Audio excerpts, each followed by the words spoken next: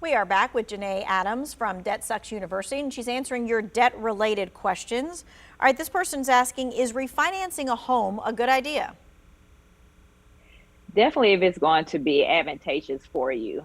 Right now, if you're deciding to do a refinance, you need to go ahead and hurry up because the Federal Reserve is going to be raising rates in March. And so those rates that you're seeing now are not going to be there much longer. So if you found it to be advantageous for you to be able to refinance, go ahead and do it. I would not do a cash out refinance, but if you want to get a 30-year to a 15-year, then yes, and still have a lower payment. 30 to a 15 and still have a lower payment. Yes, what a deal. Yes. Okay. So this person's saying, I have a credit card that I have paid off, but I haven't used it for a year. Because I didn't use the card, the company decided to close my account. I'm now trying to rebuild my credit. So how will this affect it and what should I be doing?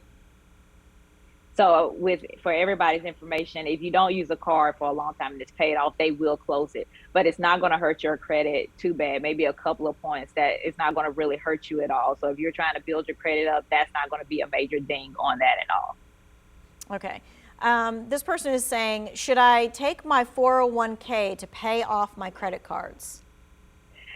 I would say no, mainly because you're going to get penalized if you're not at a certain age. And you're going to be paying taxes on taking that money out. So if it was your 401k, I would not touch it. I would try to find another way to get that money. This person's asking, what are some of the nonprofit credit counseling places in Greensboro? And I think that you had found it for them, and they have one in Winston-Salem as well. Consumer Credit Counseling of the Piedmont. And this is one of those things you just want them to Google nonprofit and credit counseling. Yeah. And what you want them to do. If you do that. And what you want them to do is stay away from the people who say, we'll help you pay off your debt and consolidate it. Talk to us about why. Yeah, definitely. So any of those commercials you see on TV or you see it or hear it on the radio that says, just call us, and basically they're going to charge you to do it. Stay away from those people because you'll end up paying more money than you would if you just buckle down and paid it yourself or worked with a nonprofit credit counseling agency. So when you do have a bunch of credit cards and you've got some debt, how do you decide which one you pay down first, or do you pay the minimum payment of all of them all at the same time? I definitely would pay the minimum payment of every one of them except for the smallest one. That's the one you're going to attack aggressively. So we talked about it before, the snowball method. It works with any type of debt, but definitely with credit cards. Pick the smallest one and pay as much as you can on that principal each and every month while paying the minimum on the rest of them. And that kind of helps if you can knock off one of your credit cards. It kind of gives you like the ability to look and be like, okay, these other ones, they'll eventually go by the wayside eventually. Okay. This person is, go ahead. This person says, when should you pay off your mortgage? I am aggressively paying my mortgage off, mainly because I don't want to pay all the extra interest. So if I have a $200,000 mortgage, by the end of it in 30 years, I end up paying $300,000, $350,000. So I'd rather just aggressively pay it off and, spend less money out of my pocket. So when you say aggressively, is that kind of like pay an extra $100 or pay an extra $200 a month or whatever it is that you can afford? Yeah.